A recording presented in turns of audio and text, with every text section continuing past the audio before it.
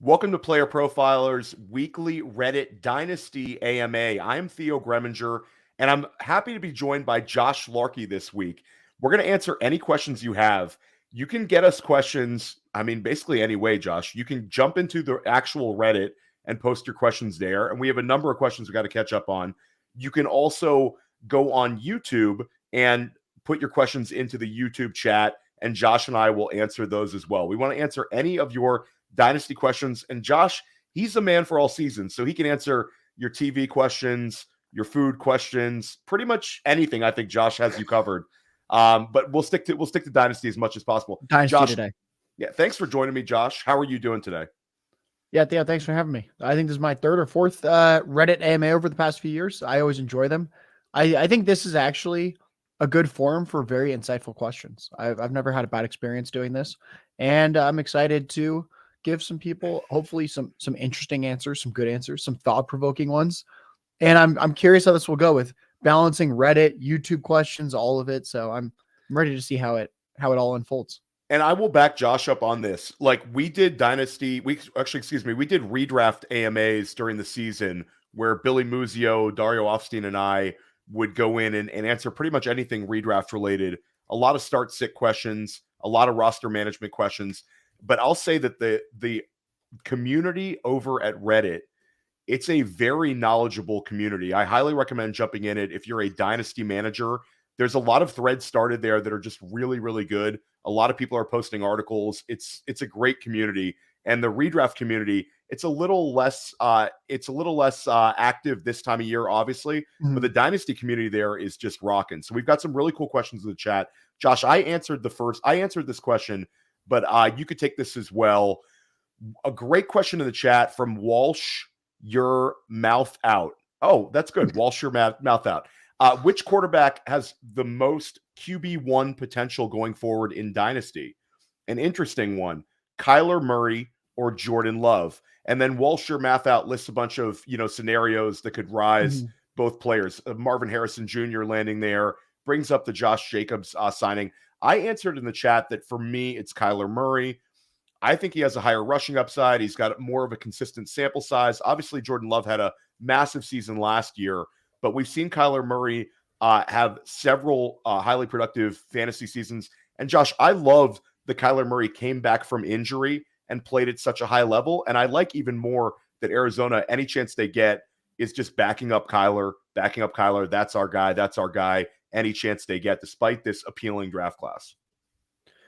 Yeah, I think it depends on what you're looking for. So if you really want those super high-end fantasy quarterback one seasons, I think Kyler Murray is more likely to deliver that. He has better rushing upside. We've seen him hit 22 fantasy points in several seasons. I think if you are looking for longevity and you just have a really, really good dynasty roster in general that's really deep, and you're just saying, I think this team's going to contend for the next 5 or 6 years potentially, then I think Jordan Love might be the guy there. I kind of see Jordan Love is more stable. What we saw from him as a passer this recent season, combined with the supporting cast in Green Bay, where it's super, super young and super, super talented in terms of a lot of early round draft capital invested into that receiver and tight end position. Right now, I have dynasty rankings I'm working on behind the scenes. I have Love a touch ahead of Kyler, more so because of the stability. I think there's still I think the jury's still a little bit out on how Kyler Murray, like the second half of his career, is going to go post ACL tear, where he's really going to have to rely more on the passing. And while we saw a lot of the rushing last year when he returned, we actually didn't see any passing success. I think a lot of that is supporting cast. They're probably drafting Marvin Harrison Jr. That should really, really help. But we technically haven't really seen any kind of high-end passing output yet. Whereas with Jordan Love, we really saw it this past year. He was second in the NFL in passing touchdowns. And when you look, his receiving core was actually quite injured throughout the season. So I think if you want to win right now and you're looking for potential super high-end QB2, QB3 overall outcomes, Kyler Murray's should be your preference. I have these guys in the same tier. I think if you are looking more at the long view, Jordan Love profiles as a guy that's going to have more sustained NFL and fantasy success over the next 5, 6, 7 seasons. How does that sound in terms of like choose your flavor there? Or do you have these guys in completely different tiers? No, I think I'm about there. I have Kyler maybe 2 or 3 spots ahead, but again, like you said, it's the back end QB1 tier. So it's not neither one of these guys is in like the knocking on the door for Hurts, Allen, Mahomes, that sort of level. Certainly I'd have both of these guys behind CJ Stroud and Anthony Richardson. And then once we get past like Joe Burrow, then these guys are in that discussion for me. And Caleb Williams, I might take Caleb Williams over both sight unseen on an NFL field as well, because I think his potential is incredible. We have a question in the chat. We have a couple of questions about Marvin Harrison Jr. and Malik Neighbors because it's almost rookie draft season, Josh. Here's one from Jared Dean. Jared Dean, shout out to you. You're a friend to a number of our shows. Guys, in a vacuum, I'm curious, why Marvin Harrison Jr. over Malik Neighbors? And there's some people, who've made this argument that if you took Marvin Harrison's name away, and let's say we called it, his name was Marvin Smith, without a dad that was a Hall of Fame player, and you simply compared his profile to Malik Neighbors, would you come with the same conclusion that he's the overwhelming 101 in single QBs and Neighbors is the 102? There's some other people, Josh, who right now say they're the same. It's a clear-cut, tier for me, and I have these guys the same. Our friend Jax Falcone is in that ballpark. I am Marvin Harrison Jr. at the 101 ahead of Neighbors all day long. I love Neighbors, but for me, I'll take this one. A ceiling for a guy like Marvin Harrison Jr. And the profile for a guy like Marvin Harrison Jr., it's an AJ Green, it's a Julio Jones, it's a Calvin Johnson. It's those irreplaceable type guys on an NFL field. Malik Neighbors, incredible explosive ability. There are scenarios where he's going to outscore Marvin Harrison Jr. on a given season. But when it comes down to it, I think Marvin Harrison Jr. has a better chance of leading the NFL in touchdown receptions on a year. I think he's going to be unbelievable in the red zone. He can pretty much thrive in any situation. He's a prototypical alpha wide receiver one. That being said, I want as much Malik Neighbors as possible. But it's Marvin Harrison Jr. For me, and then a teardrop, slight teardrop down to Neighbors. How about you, Josh? I don't really have them in different tiers. I do have Harrison above Neighbors, though. I think there's a few things there. And this is actually we're going to purely stick to a Dynasty take for this, since this is for the Dynasty Reddit. In Dynasty, I can see Marvin Harrison Jr. having inflated value, even if he struggles a little bit longer than Neighbors, because of the Hall of Fame father, because of what's going to be pretty historic draft capital for a wide receiver. And if Neighbors were to go ahead of Marvin Harrison Jr. in the draft, then maybe I'm pivoting and I'm switching them in that tier. But I think right now, if the NFL is telling us that they like one guy a little bit better, one guy has the Hall of Fame bloodlines, and in the Dynasty community, one guy's just generally thought of as this bulletproof wide receiver prospect, then I think in terms of pure value, if you are ranking Neighbors ahead of Harrison Jr., that's fine if you're personally doing that, but you should accept that the market has it the other way, and probably will if there's similar enough production from these two, because again, the bloodlines of Marvin Harrison Sr. and the draft capital. Here's a question in our Reddit chat. This is an interesting one, Josh, and this is one that I actually spoke about with Jason Allwine today on Wake and Take. The scenario, if there is a scenario that Marvin Harrison Jr. goes third overall to New England, and that's a real possibility right now that they just pass on QB, take Marvin Harrison Jr., is there any reason that you should be taking Neighbors over MHJ on the better landing spot? So let's say Marvin Harrison Jr. to New England, and his quarterback is Jacoby Brissett. And then you see Neighbors land with, let's say, Arizona with Kyler Murray or the Chargers with Justin Herbert. Would the landing spot change your process with how you would value your rookie draft picks in this scenario? Yes, I don't think that's likely. The betting markets kind of make it seem like that's unlikely. Were it to happen, though, yes, then I'd flip them, just because quarterback is really, really important for our Dynasty receivers. I think we're probably going to see that this year with Justin Jefferson, where you're going to be pretty hard-pressed to get those 1,600 receiving yard seasons from Jefferson if Darnold is his quarterback. If you're looking at Jacoby Brissett as the starter this year, that's just not very, very exciting. And we still then have to kick the can on who the actual quarterback is. Patriots will hopefully, for Harrison's sake, be really, really bad. That way in 2025, then maybe they're in the quarterback market. And then at that point, I'd rather just say, oh, neighbors, oh, you're pairing him with Kyler Murray or Justin Herbert long-term. Let's just accept the safer bet there. And I think in terms of receivers that where you might be like, well, give me an example of a guy where quarterback mattered. I think DJ Moore is a great example where we saw DJ Moore put up elite peripherals year after year in Carolina. It's not like what he did with the Bears last year was actually different from what he'd done previously in terms of like target share, air yard share. It was just that the quarterback play from Fields, he was actually jiving with him a lot more than he had with anyone that was throwing him the ball in Carolina. So should he go to the nightmare spot of the Patriots where, yeah, he's going to get funneled targets because there's no one else there, but we don't know who the quarterback is.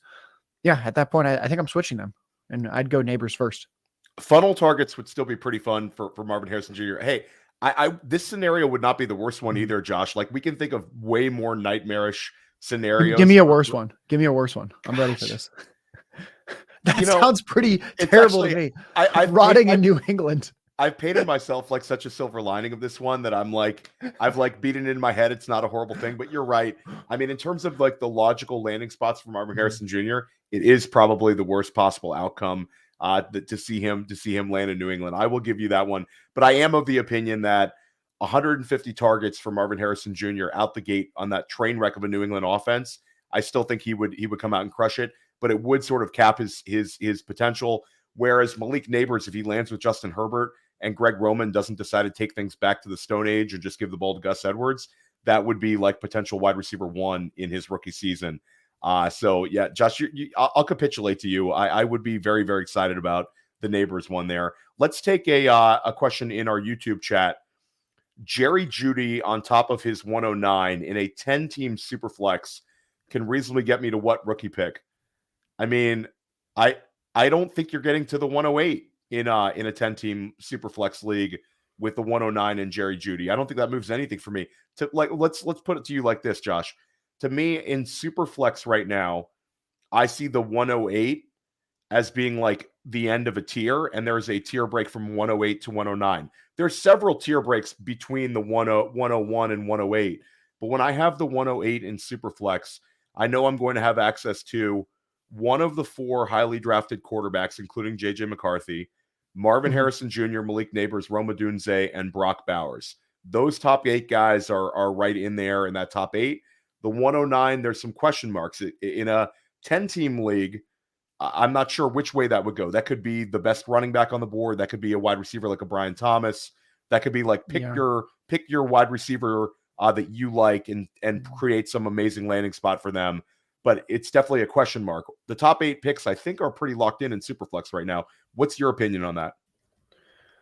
Yeah, I don't think Jerry Jeudy gets you much. I think everything you said, I'd kind of echo. I'd say it's kind of Brian Thomas, Troy Franklin, and then either Blake Corm or Troy Benson, most likely, in terms of which of those guys gets the better draft capital and or landing spot is kind of where I'm leaning right now.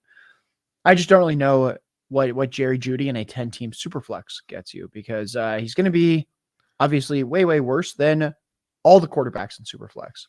And then it's 10 teams. So suddenly we think, all right, we probably want fantasy wide receiver 3 value or better. And Jerry Jeudy, even in really good circumstances when there wasn't too much target competition, has never really been above a fantasy wide receiver 3, wide receiver 4 type. I don't really like the Browns landing spot because we need A, Deshaun Watson to return to form. We need B, Amari Cooper to really fall off the aging cliff. We need C, David Njoku's 2023 be fake, and that he's actually the player he was before that in terms of target earning. And then Elijah Moore's still not the worst player in that. I don't think it's unreasonable to think that there's a chance Elijah Moore would simply command more targets than Jeudy this year. I think it's a pretty tough path for him. And I'd say these first 4 seasons show that Jerry Jeudy can be a decent NFL player, but his 17-game pace, if you look in the NFL, Judy's been pacing for 900 receiving yards per season in 17 games. That's great for the NFL. Cool. NFL teams like that. Obviously, the Browns wanted him. In terms of fantasy football, unless you have a crazy amount of receptions or a touchdown spike, 900 receiving yards is never starting on your fantasy roster, especially in 10-team. Yeah, 10 team is a little different. And I'll say, just to put this in context, like Jerry Jeudy in a single QB league. Josh, would you rather have the 211 in single QB or Jerry Jeudy with his new landing spot in Cleveland? I'd take Jerry Jeudy at that point. The 211 is pretty far back. I might go with the 211. I'm not sure. It's not the worst landing spot for Jerry Jeudy, but at the same time, we've seen him have, like you said, 400-yard games in his career. He's been nothing really inspiring. The landing spot's good. It's a nice like little bounce back spot, but they didn't like pay a whole lot for him. They did have He'll be out of there after this year, though. Maybe. That's a good point. That's a good point. Okay, here's another one, a really fun one. What is Drake London getting up in a straight up pick trade? And let's take this. This is from Jack Senzen, and I'm assuming Jack is playing Superflex, because most of the questions we get are Superflex. It's like 60% these days. So Drake London, we put the context of that top 8. I am taking, let's go just pick by pick. The 108 or Drake London. I'm taking Drake London instead of the 108 right now, Josh. This is without knowing our landing spots for our players in the rookie we're rookie landing spots. Which way are you going with that one?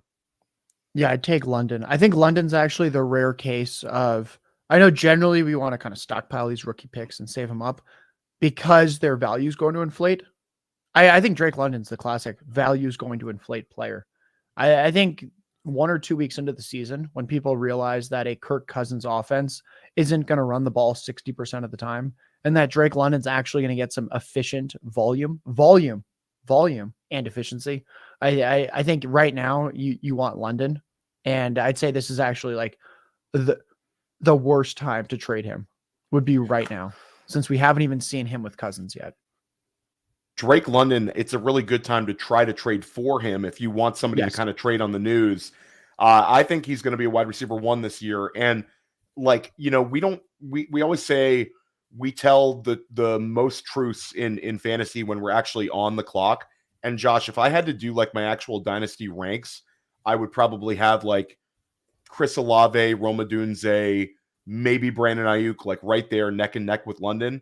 But I'm in a startup right now, and I took Drake London ahead of all of those 3 guys. I think he's going to take a really big step forward. And I think the interesting thing about London is he's only 22 and a half years old. So when we talk about players in this draft class like Xavier Legette, like Ricky Pearsall, like wide receivers that we're going to take in second round of our rookie drafts, these guys are older than Drake London right now. So he still has the youth on his side and a lot of NFL experience. So I'm really into Drake London. So head to head right now, Josh, well, let's take it right back to this question, because I think it's interesting. The 107 could be Brock Bowers. It could be Roma Dunze, or it could be a quarterback faller. Let's say Drake May falls. Where would you be at with that one, 107 or Drake London? I think this is where you start to think a little bit. Yeah, I'd say that's going to be a little bit situation specific. I don't think there's any way that I'd take London over Drake May unless he's falling to truly like the end of the first round. I think his profile is just too strong. I think London, JJ McCarthy is a good discussion depending on where he goes. If the Vikings trade up to 5 and take JJ McCarthy, which is starting to become this popular idea, I think that's an interesting one. I think then I'd probably lean London still, but I think it's conversation. So I think it would just kind of depend there. I think the guys that I don't think I could see myself ever taking him over Drake May. I think same thing with Brock Bowers. I think JJ McCarthy or Roma Dunze could be a conversation looking at their prospect profile and depending on landing spot, where if one of these guys goes, like if Roma Dunze goes to the Giants, then I'm like, yeah, I think let's just take Drake London, folks.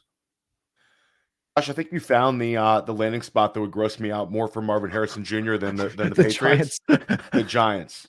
I would much rather have Jacoby Brissett than the Daniel Jones, Drew Lock, whatever Brian Dable's doing with Devin Singletary at running back. I'll take Ramondre and Antonio Gibson over him as well. So you nailed it. Avoid Marvin Harrison Jr. to the New York Giants. In the Reddit chat, the Reddit AMA. This person named Josh P. Josh, who is the 104 in rookie single QB non-tight end premium leagues this year, assuming that Marvin Harrison Jr., Malik Neighbors, and Rome Odunze go 1, 1, 2, 3 in his league. This person says that they are strong at tight end, and Brian Thomas is slightly worrisome to them. I answered that I would still go Brock Bowers despite having Trey McBride on my roster, despite it being non-tight end premium, because Bowers is the best and the cleanest prospect on the board besides those 3 wide receivers. And you would have 2 top 5 dynasty tight ends on your roster. I think that having Brock Bowers on your roster, you have a lot more flexibility with what you could do with him in terms of a trade or moving on from Trey McBride potentially than you would with Brian Thomas. Your thoughts on that, Josh? Yeah, it's funny. I answered that question, refreshed my Reddit, and saw you'd answered it. I answered it the same way. I think you still go Brock Bowers. You flip him or McBride at some point soon via trade. I just don't like the idea that in the rookie draft, you're drafting for need. I think if that's your mentality, then you're almost limiting yourself and trimming your player pool artificially when every league allows trading. And let's just say that you take, let's think about it like this, actually, in terms of what the league would think of you taking Bowers. You take Brock Bowers. You now have 2 top 5 dynasty tight ends. That means there are fewer top 5 dynasty tight ends out there for your league mates than most leagues.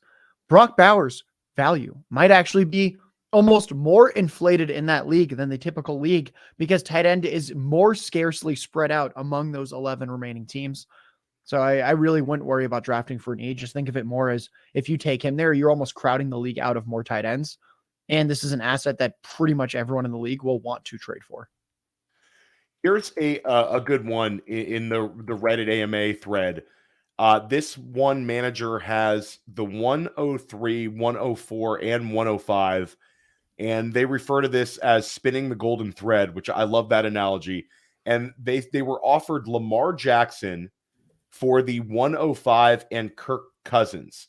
This manager is planning on taking Malik Neighbors at the 103, taking a quarterback or Rome Odunze at the 104. So they have an opportunity to upgrade the 105 and Kirk Cousins for Lamar Jackson. This person's other quarterback is Anthony Richardson, and then he has not a lack of quarterback depth. So Jared Stidham and some other random quarterbacks. And then he also has Sam Laporta and Luke Musgrave at tight end. I think that this is I absolutely take Lamar Jackson for the 105 and Kirk Cousins. I have an opportunity to really tier up where I'd potentially be moving like a Drake May and a Kirk Cousins, 2 guys that I would hope Drake May could give me a season or 2 of top 5 QB production. Whereas Lamar Jackson, I think I could have multiple seasons of QB top 5 QB production over the next few seasons. I think this is almost a slam dunk for me, Josh, as an opportunity to tier up. Yeah, I'm taking Lamar here, and I'm not thinking too much about it. I think one thing to acknowledge here is Kirk Cousins might not be the same after the Achilles injury. I think he's fine, probably, but it seems like we as a community have just assumed that he's totally fine. And I think there's still a slight chance that he was already a pretty immobile quarterback, and this could make him even more immobile. This could make him either take more sacks or have to get the ball out just a touch faster if his pocket mobility is a little more limited. He's up there in the late 30s already. So yeah, I'm just keeping Lamar here. I don't think we need to overthink it. Yeah, I mean, that sounds like a really fun dynasty roster to me to have Lamar Jackson and Anthony Richardson. I'll let you take this one while I finish typing out in that chat. When will Cole Kmet start getting the top 5 dynasty tight end recognition he deserves? And I'll add in, Josh, I think Cole Kmet takes a hit with the Keenan Allen and DeAndre Swift acquisitions. I think that's not all. Gerald Everett is there too. Yeah. I saw the Gerald Everett one, and I would kind of push back on that. To me, Everett seems like a Tunyon replacement, but I guess he is a more talented Tunyon replacement, but still the tight end too. You would push back on that? Mm-hmm. I think he is the tight end too. My thought process here is that DeAndre Swift probably going to take more targets at the running back position. It's probably not going to be a big hit, but even if it's a 2% target share increase, that's still 2% that's being taken from the pie. Keenan Allen, whenever healthy, is a massive, massive target earner. I'd say right now it's roughly a coin flip if Keenan Allen or DJ Moore commands more targets the first month of 2024.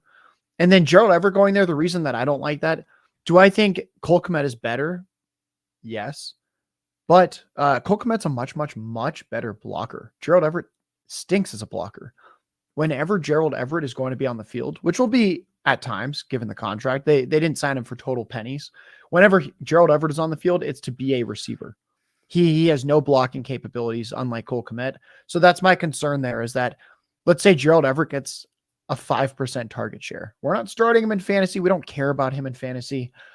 But those 5% is probably going to be taken almost directly from Cole Kmet. And that's kind of my concern, is that Gerald Everett just doing something is going to be more than what Robert Tonyan did last year. And then that's already taking from Kmet. Yeah, Kmet might be a player that you might want to sell, Josh. I mean, it's almost like, he had a lot of production, but a lot of it was out of necessity because of a lack of weapons around him, I think. And he did a good job, but I don't think he's ever a player that's going to like truly elevate things. He had a nice string of games this year where a lot of he had a really strong middle of the season where he had a ton of production, but it's not like this was an every week type dominant tight end. I think I might be looking to flip Cole Kmet. I think you could do something like Michael Mayer and a couple of picks, and somebody might pull the trigger on that sort of thing. I like that. Here's a question in the chat from Alex. How important is tight end in a 1 tight end, 1.5 tight end premium league? I think it's very, very important. I'm in a 12-team Superflex, 2 running back, 3 wide receiver, 2 flex start. My team stinks except for running backs. I have the 104, 107, and 109. Do I go Brock Bowers at the 104? He won't be there at the 107. I'll take this from our partners at the FFPC. The importance of having a high-end tight end, especially in a league where like a 1.5 premium, where I can potentially start 2 or 3 tight ends in this format, Josh, it's huge. A guy like Evan Engram last year, or a guy like Travis Kelce in several seasons before, these guys are outscoring like all but like 6 or 7 wide receivers. 2 seasons ago, Travis Kelce would have been the wide receiver 1 at the tight end position. That premium makes a huge difference when you get an opportunity to have a difference maker like Brock Bowers. I also think the thing about tight end in this sort of dynasty format is tight ends seem to gain value and hold value for a very long time. The truly elite tight ends hold value for a while too. So I think it's huge. What do you think, Josh? I think if your team stinks, that helps me want you to take Bowers, because tight ends often take a little longer to break out, and that can actually help you potentially with the rebuild, and then 2025 you contend. I still think 104 for me is just a bit rich, because we're looking at, so we've got Caleb Williams, Marvin Harrison, probably one, if not both, of Jaden Daniels and Drake May, and then maybe Neighbors as well. I think you're taking out 2 to 3 of those guys. It's a little rich for me, but I don't have a strong take either way. So if you have conviction, Theo, at 104, then I'm fine with that. I don't think I have too strong of a take, as I think through, if your team really does stink, this is probably not the player that's going to ruin your rebuild. Like if you were trying to do a 2-year rebuild and you took CJ Stroud last year, your rebuild was quite possibly ruined. I think Bauer's a little safer than that. So Alex has put a little context into the chat here. He has CJ Stroud and Danny Dimes. This is a tough thing to see. Danny Dimes is not really going to hold too much value, Josh. At some point, he's going to get replaced. It seems like the writing's on the wall. CJ Stroud, set it and forget it, dynasty asset. Does this change the context of the answer? I think you brought up the fact that quarterback might be more important for Alex to go with here. Yeah, I think I'd take a quarterback now if you only have one. Yeah. I would count Danny Dimes as half. Yeah, I would say that you could go with a potential Jaden Daniels or Drake May at the 104, and then at the 107, you still get access to like a Roma Dunze, or if you're really, really want to just get in shape at quarterback and have that set, you could take JJ McCarthy at the 107 with a May or a Daniel. So you have a lot of flexibility here. Alex also has the 109, and the 109 would allow him to, take best player available, a potential wide receiver. So you have a chance to kind of get this dynasty team pointed right, but you really can't go wrong here, Alex. Brock Bowers is going to hold value. and then you have access to these really, really strong quarterbacks. It's a really, really, really good one. And thank you for being a subscriber to Player Profiler, Alex. So let's go back to the Reddit chat, Josh. Try to catch up on some of these.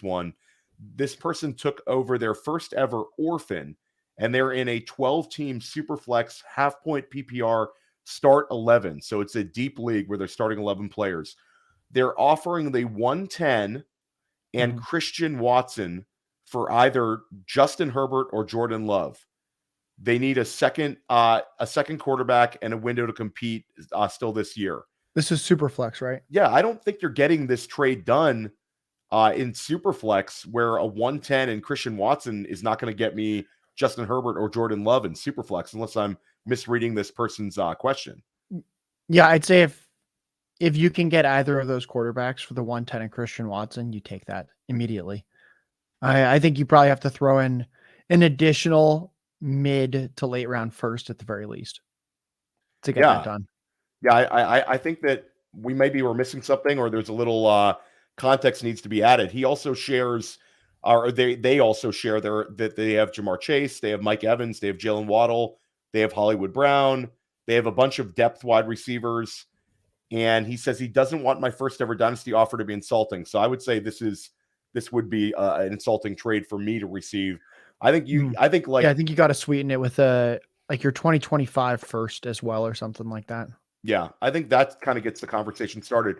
But even there, the 110 Christian Watson and a blind 2025 first, I'm still declining that. It's really hard for me to get to Justin Herbert or Love from that sort of range. The 110, you're looking at quarterback options like Bo Nix, if that. And then next year's quarterback class is just not quite there. There's a couple of guys like Sanders and Ewers, Beck at Georgia, but none of those guys. I think JJ McCarthy would have been the QB1 in the 2025 class. So I think that for you want to be a good league mate in Dynasty, you want to have your offers get accepted or countered. I think that's really kind of the way you should be thinking about things. If somebody's flat out declining your offer and walks away kind of annoyed at the offer they received, it makes them less likely to want to trade with you down the line. That's just sort of my opinion in Dynasty. Would you share that, Josh? Yes. Okay, cool. I agree there. All right, let's check the Reddit right here, and I'll let you take this one as I type my answer for the last one. The 108 of Superflex seems to be rounding into JJ McCarthy with the pre-draft hype. So my question is, what do you do at the 109 if you have a contending team? So Josh, maybe you want to share, assuming that the chalk top 8 that we talked about a little while ago is gone, which way would you pivot, and a couple guys that would be appealing to you at the 109? Yeah, I just typed out a quick answer to that. The guys I'm looking at would probably be Brian Thomas Jr. and Troy Franklin at receiver, and then Blake Corm and Trey Benson at running back. I think that's the most likely right now. There's a chance something happens to a Lad McConkey, a Xavier Worthy. One of these other receivers gets awesome draft capital at the end of the first round and goes to the Bills or the Chiefs, and you go, oh my goodness, all right, we're starting to inflate this guy. But I'd say what I'd generally be looking at is if Brian Thomas or Troy Franklin goes to a high-powered offense that doesn't have too much target competition, I'd be very, very excited. And then I'd say that if Blake Corm or Trey Benson gets the second round draft capital and goes to an offense that we think is pretty good, then I think those guys could be in play as well. That's kind of the quattro that I'd be looking at. Is the landing spot doesn't matter quite as much long-term in Dynasty, but especially early on, that's really going to matter. We're generally not as good at player takes. We're generally much better at team takes.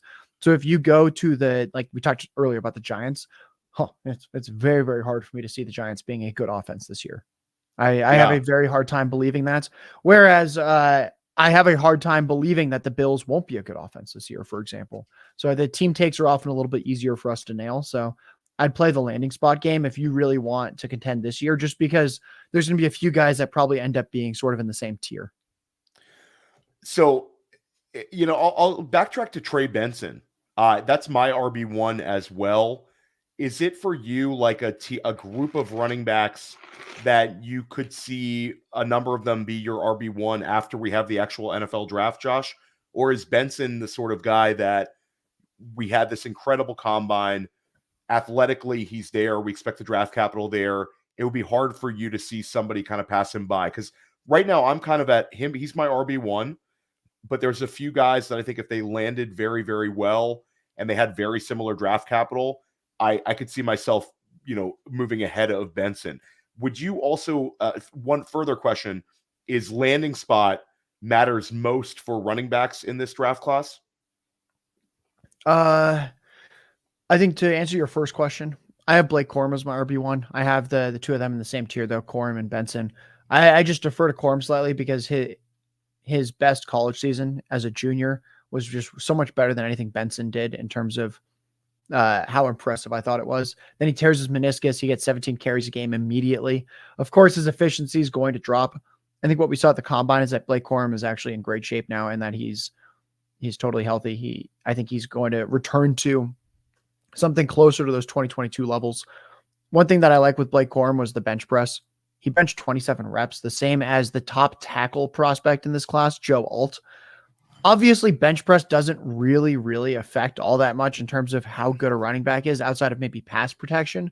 But I think what it shows is that Blake Corm is a really good athlete. He's a really strong guy.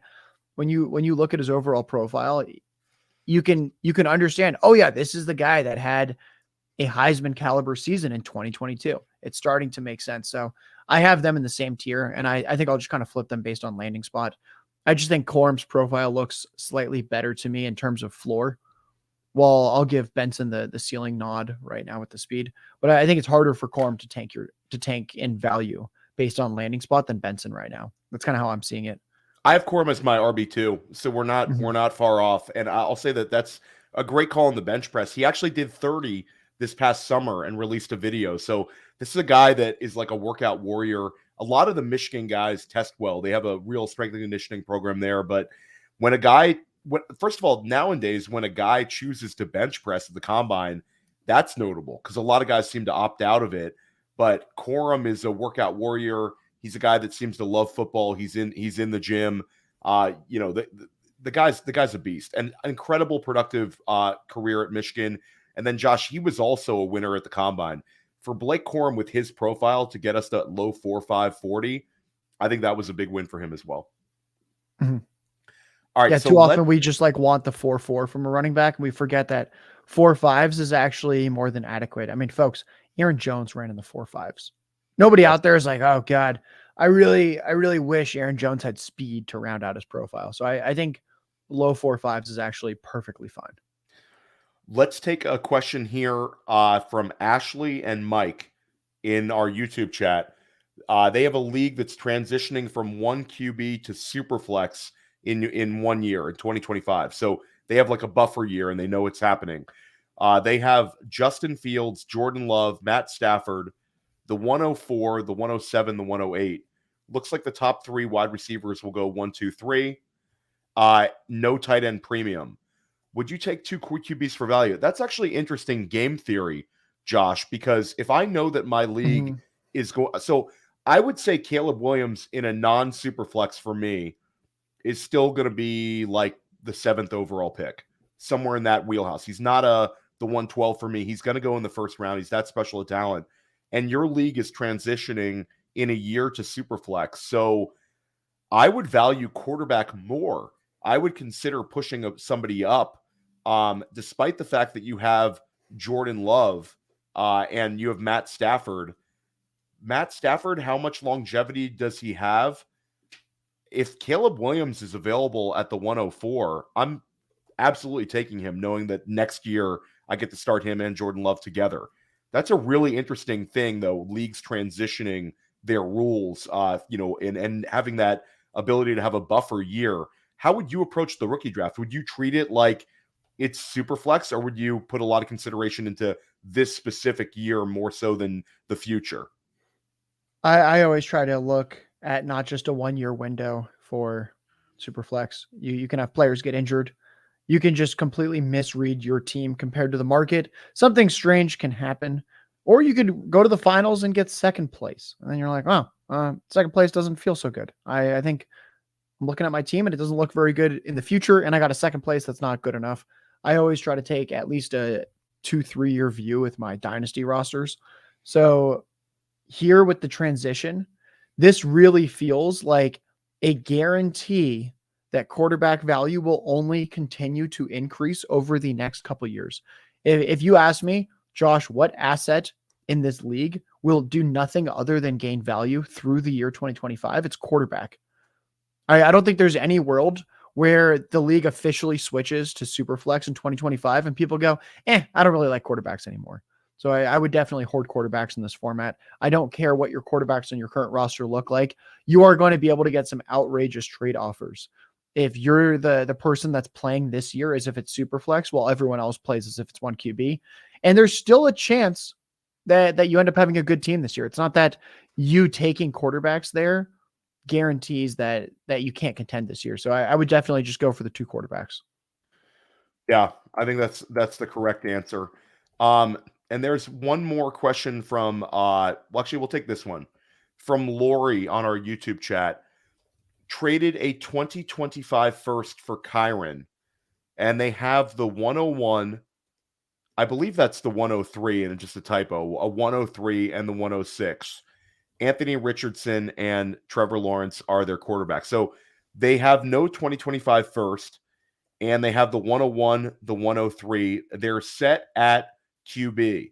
So here's kind of a game theory question for you, Josh. You're set at QB with Anthony Richardson and Trevor Lawrence. Caleb Williams is a truly elite prospect at the 101. Are you simply going to take Marvin Harrison Jr. at the 101 and pass up Caleb? Or are you going to look to trade down, from the 101 to the 102 in this scenario? I'd look to trade down. I'd be surprised if you couldn't find a dynasty manager in this league who thinks Caleb Williams is completely a tier of themselves. Or if it ends up being the other way and someone thinks Marvin Harrison Jr. is the tier of themselves by so much, and they're willing to offer you the 102 plus something pretty big to get Harrison, then you're like, oh, well, I guess I'll then be able to shop the 102 because there's going to be someone in the league who think Caleb Williams is suddenly in a tier above himself. And it's so outrageous that Caleb Williams wasn't taken 101. So I think in this scenario, I'd shop the pick. You're probably going to find someone who values that pick a lot more than you. Here's a game theory response. I would say, if I take Marvin Harrison Jr. at the 101 though, Josh, with those 2 guys, I could end up in a scenario where I get Marvin Harrison Jr. and Malik Neighbors at the 101 and 103, and then 106 is sort of a wild card pick for me. Would you like you might like your roster more with those 2 wide receivers to go with the 2 quarterbacks you have, and then 106 could be Bowers, it could be a fallen QB. Is there anything you'd think about with that, or would you just kind of stick to your previous response? I'd stick to my previous response. I'm a quarterback guy first and foremost. Here's a follow-up question. So earlier we had a question asking, we can add a little context in case you joined the chat late. There was a question we received about could I move up with the 109 and Jerry Jeudy in a 10-team Superflex league, and what could that get me to a rookie pick? And I said I don't think that would get you to the 108. Now they're saying, what about instead of Jerry Jeudy, go with George Pickens? So George Pickens and the 109, how far up can I reasonably move? And again, this is a 10-team Superflex league, not a 12-team. So a guy like George Pickens is maybe a little less valued than he would be in a 12-team league. They start 12 though, Josh. So 4 fixed wide receivers. So it is a wide receiver heavy format and 2 flex. The team, they have a good team. They were second place last year. They're ready to win now.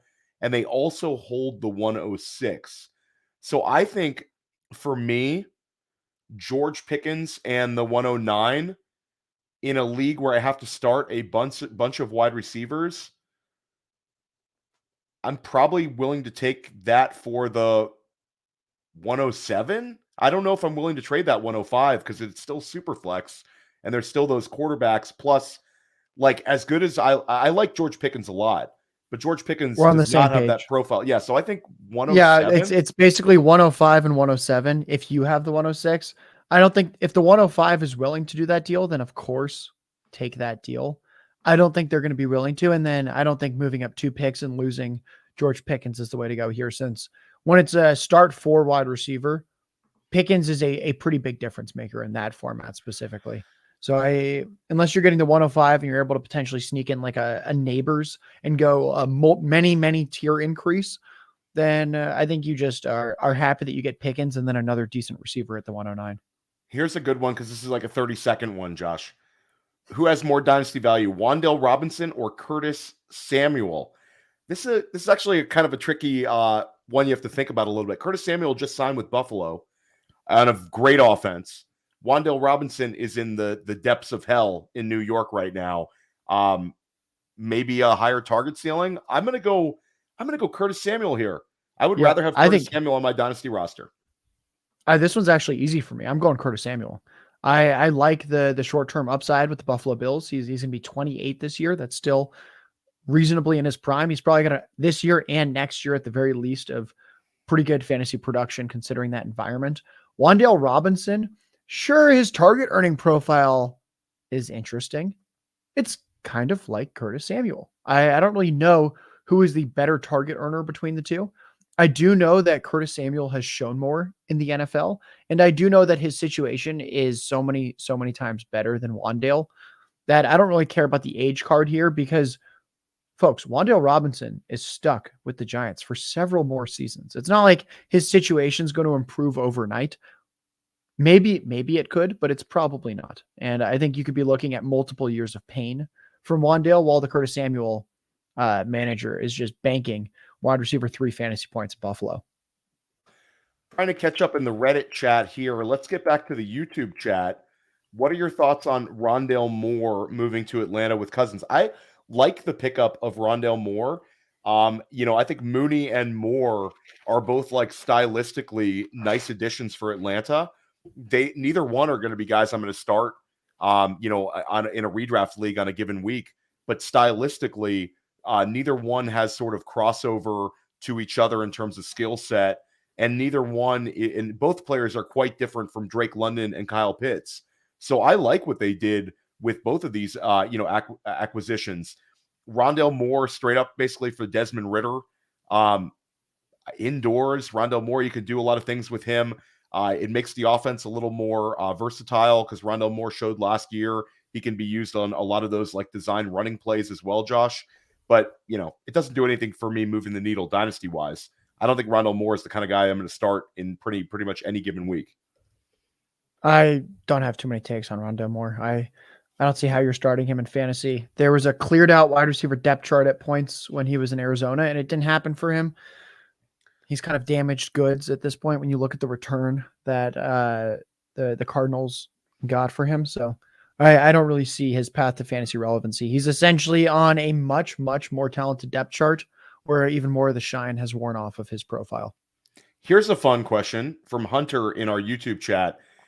Is it safer to stream quarterbacks or running backs in a 1 QB league? I will say, theoretically, it's going to be much safer for me to stream quarterbacks because it's a 1 QB league, and I'm going to, on paper, most seasons, I'm going to have access to a guy like Jordan Love, who, is a guy that is available on some waiver wires to start the year. Guys like Sam Howell last year had a number of usable weeks that are basically free players. Whereas running back, Josh, you can kind of usually count on one hand the kind of running backs that make huge, impactful,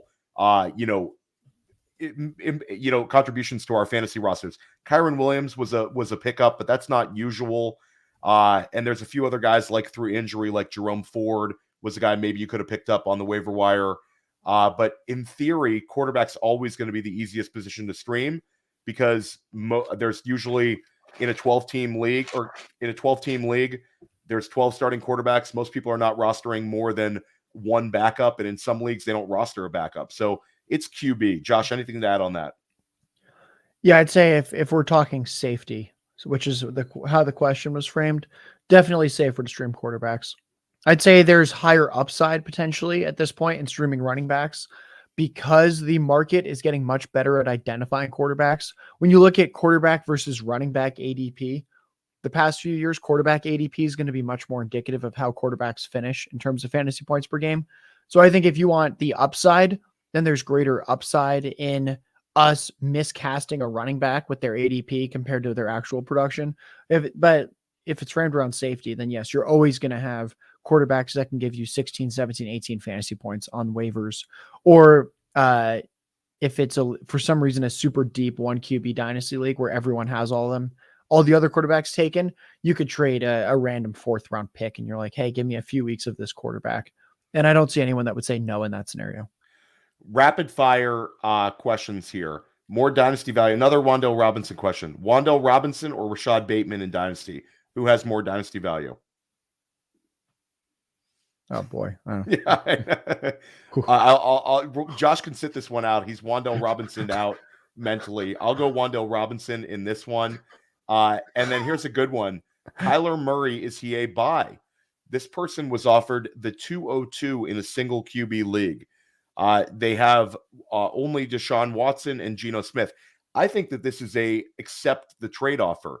Kyler Murray to me, yeah, it's a clear-cut one. I'm not giving up a first-round pick. I'm giving up an early second. But if I look at this rookie class, even if Jaden Daniels lands in Washington, let's say Drake May lands in Minnesota, I'm still taking Kyler Murray ahead of both of those guys in Dynasty. The only quarterback I would take ahead of Murray in this class is, of course, Caleb Williams. So I would take that trade offer, Will. I think you'd have like your Dynasty team better at the end of the day with Kyler Murray than you would the 202. And this Kyler Murray, I would say definitely just in general is a buy. He's coming out. He came off the injury last year, so he's going to be better this year as a rusher. And I know everyone out there is talking about how they're probably going to draft a receiver. It's probably Marvin Harrison Jr. Until it happens, the value is going to keep increasing. We see this every single year. Like once draft day happens and it's confirmed, value always increases again. That's just how it works, is that even if you think a player is going to a certain landing spot, the second that people see it, the value will go up. Here's another player that right now is a little polarizing in Dynasty because people are worried. No Keenan Allen, no Mike Williams. He lost a lot last year, but no Austin Eckler. Josh's favorite tight end, Gerald Everett, is gone from the Chargers. And now you've got Justin Herbert fear in the Dynasty community. I'll throw this one out too. Harbaugh doesn't exactly make you feel wonderful about a quarterback going out and throwing a bunch of yards and a bunch of passing touchdowns. He makes you think of like old school football. They signed Gus Edwards. They signed Will Dissly. And Greg Roman, as offensive coordinator, has had some very successful offenses, but Baltimore Ravens fans were not too happy at the very end, Josh. Some tough playoff performances. So right now, is Justin Herbert, is this a buying window for a very talented player, or do you share in the Dynasty fear about Justin Herbert right now? I'd say it's a buy window. I think the one thing I know for certain is that it's not time to sell Justin Herbert. So then that makes me think he's either a hold or a buy. The reason I would not sell him is you should not sell a quarterback when in 1 week, his pass catching running back, Austin Eckler, signs elsewhere in free agency, and the team trades Keenan Allen, and then the team cuts Mike Williams. Maybe this team rolls into the year with Quentin Johnston, Josh Palmer, Darius Davis as the wide receiver core. I don't think so. I think they're almost certainly drafting a wide receiver in the first round this year, or getting one in free agency still, or someone like T. Higgins, who's very unhappy being franchise tagged and wants a long-term deal. That's a player you could see pairing nicely. Downfield threat, good with Justin Herbert's deep ball and strong arm and his skill set. And if they're not going to pass quite as much, then there's probably going to be a higher rate of explosive plays per pass attempt. That's often what we'll see in these scenarios with a good quarterback and a lower pass volume offense. I think Russell Wilson with a lot of those years with the Seahawks and how Metcalf and Lockett would perform. So I think Higgins is a good one there. It's just very, very hard for me to see the Chargers not making Herbert's situation look better between now and the start of the 2024 season. And with Greg Roman, I get that these were very low pass volume offenses, but they were generally really, really high scoring. And I think that's what we should focus on more, is that he was tailoring his offenses to his quarterback in Lamar Jackson. We are not going to see a Lamar Jackson offense with Justin Herbert at the helm. That I'm also certain of. I can't guarantee that it's going to be a good offense. Right now, it doesn't look very good, at least on paper, the skill players. But I'd say you just cannot sell Justin Herbert when he had the nightmare week in terms of his supporting cast. And it would just be like New England Patriots bad offensive core surrounding him right now. And I don't think the Chargers start week one with that. Here's an interesting question in our Reddit chat. They are in year 2 of a heavy 1 QB rebuild. They have 4 firsts this year and 2 next year. So again, this is a 1 QB league. His current cornerstone players are T. Higgins and Jordan Addison. He has 2 older players that he wants to try to move in Terry McLaurin and Kirk Cousins. Or is it Kirk? Yeah, it's Kirk Cousins. Yeah. He doesn't think he'd get much of anything for Kirk Cousins at this point, so he'll try to move them in season. And again, in 1 QB, you're not really looking at a whole lot for a pocket passer like Kirk Cousins. But Terry McLaurin has a little bit of interest. So it seems like this person has 3 options here, Josh. Hold Terry McLaurin, who's sort of at that weird age, or they could flip him for a mid-second round pick right now. And then the third option is the Jahan Dotson owner is trying to send Jahan Dotson straight up for Terry McLaurin. So do you think in a heavy rebuild, is Terry more valuable to try and move in season or take the second rounder right now? So basically, Josh, my first question to you is, how do you think Terry McLaurin is going to do this year with a rookie QB and a Dan Quinn, Cliff Kingsbury, new Washington regime? And then would you take a random second rounder for Terry McLaurin right now? Because I'm going to go ahead and say, do not take the Jahan Dotson straight up for Terry McLaurin. I think that's a bad bet. We saw a lot out of Jahan Dotson last year where he was getting out targeted by Curtis Samuel. I don't think simply a quarterback change and a coaching change is going to change that. That gives me a lot of apprehension. Terry McLaurin still played at a pretty high level last year. He could potentially have, in my opinion, a step up in production with potentially better quarterback play and a new offensive regime. But he's a difficult player to price in Dynasty because of his age. Where are you at on this one? Yeah, you can't trade him straight up for Jahan Dotson. I'd be shocked if the next 3 years Dotson ever produces more fantasy points per game in a season than McLaurin with what we've seen. In terms of getting rid of McLaurin for a mid-second is probably not going to do much for your Dynasty roster. Sure, it helps, but I think Terry McLaurin in this offense right now looks like he could actually have a pretty incredible 2024. You're hopefully getting a pretty big quarterback upgrade for this next year and hopefully the year after, where McLaurin's probably a commander for next couple seasons. We like that. No more Curtis Samuel, who is quietly close to a 20% target share guy. Jahan Dotson's not a big target earner. There's nothing all that intimidating at tight end. I think we could be looking at a 27, 28% target share Terry McLaurin season when you look at the supporting cast, and knowing as well that rookie quarterbacks are often locking onto their top option because they're not quite as comfortable standing in the pocket and seeing the field that rookie season. And the coaching staffs often have a focus on getting the ball out of their hands faster. I think Terry McLaurin could have a really, really high target share and a really, really good season this year. And I think, I don't know, mid-season, you're probably still just getting a mid-second at worst for Terry McLaurin. So I don't really think there's a risk of that type of trade offer evaporating. I think there's a good chance in season he's suddenly being valued as a late first round pick. I think that's a realistic outcome. And that's such a big tier gap between like the 205, 206 and the 109, 110. So we're going to try to we're trying to get to as many questions as we can. It's very difficult bouncing between Reddit and here, but Sugar Dunkerton, we've got you here. I went up and I found your question somewhere buried at the top. Okay. And Sugar Dunkerton, you also dropped a long one on us. It literally covers Josh's face. That's how long your question is. Superflex PPR 0.75 tight end premium. They have Mahomes, Dak, and Deshaun Watson, and a bunch of backups. The wide receivers are Brandon Ayuk, great, Jackson Smith and Jigba, Jaden Reed, Jacoby Myers, and Michael Wilson. They have the 105, the 109, and the 111. The top 3 wide receivers won't be there at 5. What would you pay to move up to 4? Or would you just take 2 quarterbacks? They're pretty set at QB. with Mahomes, Dak, and Deshaun Watson. I don't know if I would need to pivot.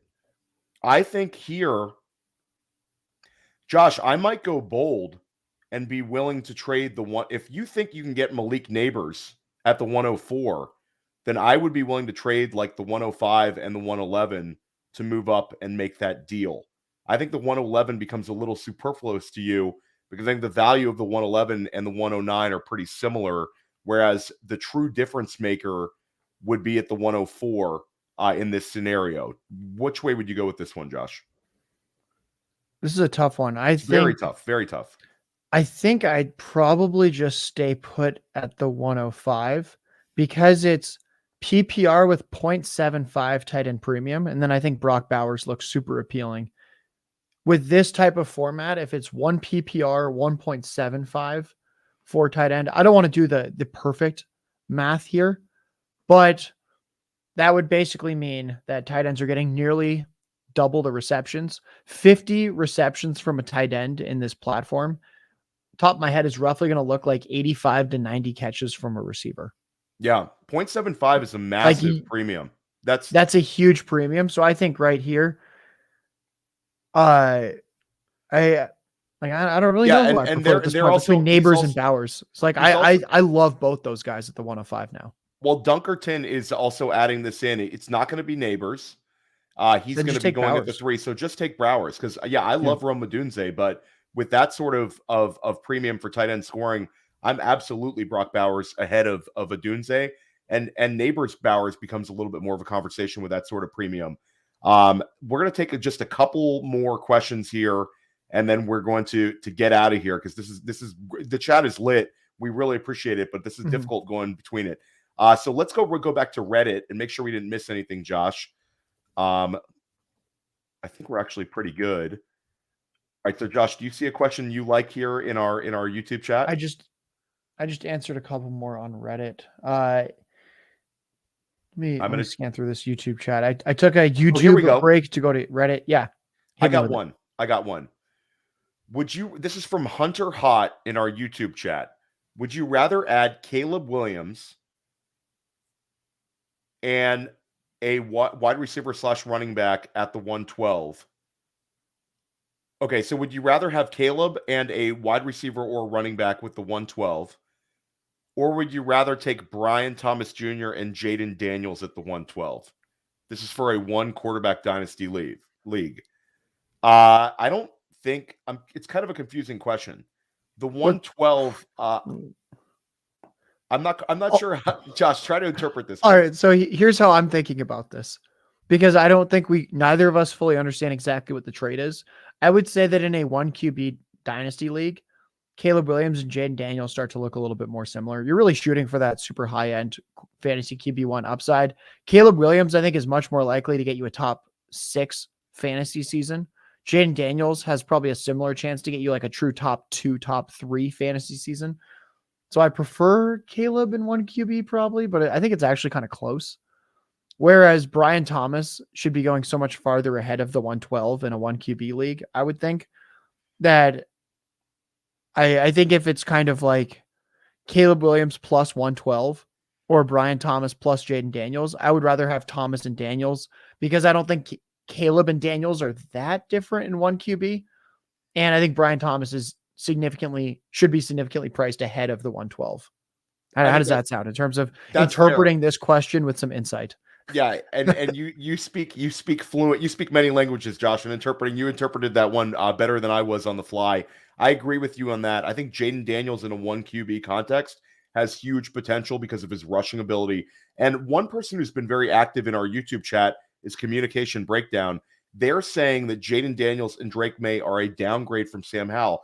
I would push back on that one a little bit, Josh. Sam Howell throws a ton of interceptions. He takes a lot of sacks.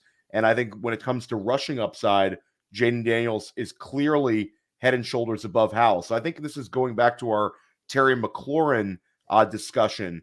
But would you want to answer that one?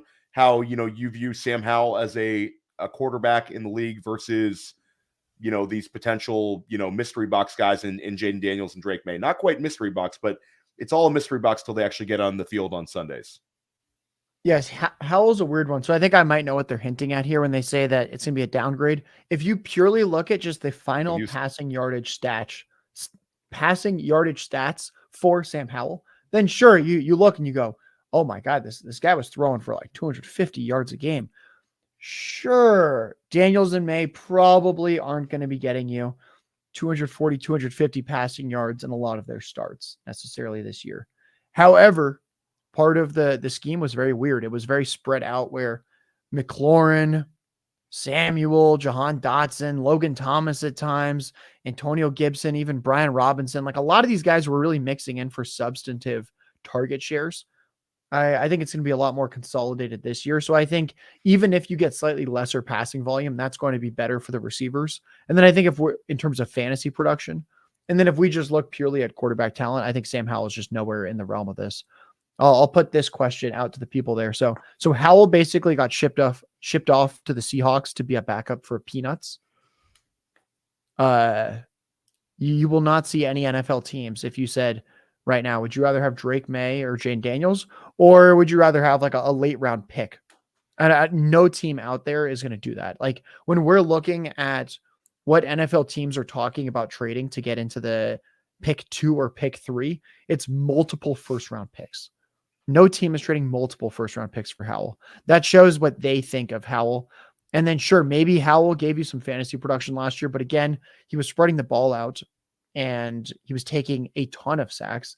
And he's a backup now. So I don't think we should compare in any way Howell to these guys. I think what we saw from Howell was lightning in a bottle. Great. They literally just saw what happened. And yeah, he passed for a ton of yards, but he also threw a lot of interceptions. He took a lot of sacks, and they said, you know what? No. And then by the end of it, if you started him towards the end of the year, you were getting like 3 fantasy points and a couple of those horrific starts from Howell before he was ultimately benched. Yeah, Howell had a really, really nice start. He had a nice long period of time where he was returning QB1 value, but I think the end of the season really influenced Washington's easy decision to go with a new quarterback. I really appreciate how active the chat was today, both on Reddit and here on Player Profiler YouTube. We are going to be doing these Dynasty AMAs all throughout the offseason.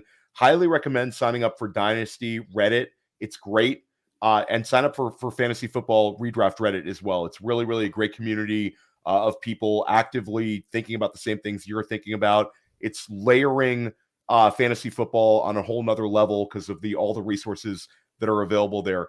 Josh, people are really excited to see you back on these Player Profiler screens, albeit once a week, twice a week this week, though. I wrapped you in 2 times this week, Josh, because you got a Dominator dropping this week. Let everybody know what you're planning on.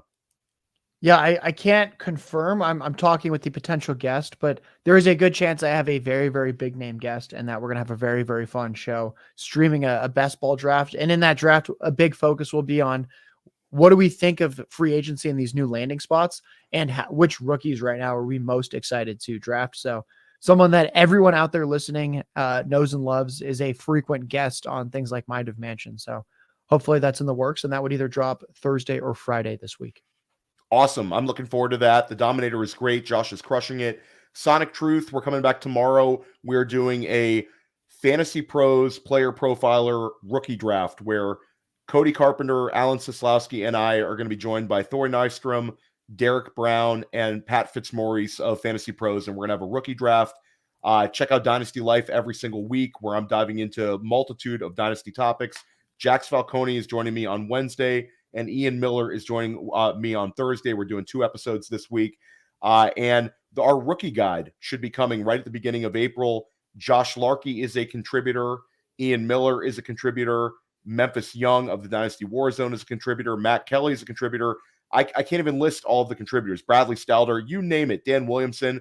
And then you're going to be able to get rankings, rookie rankings from Jax Falcone, Cody Carpenter, Matty Kiwoom, myself, and John Lobb all in one place. Look for an announcement about that. We're really excited about it.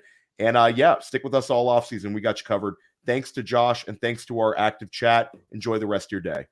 Hey, I want to take a moment to thank you for tuning in. It's important to me that all of our media be free. This is only possible because of you allowing a true independent sports media enterprise to thrive unlike any other in the business. So please subscribe to the All In package to continue to make all of this possible, to ensure that all of our stats, information, data, content is available to you, especially you, the people that get the site and get the show.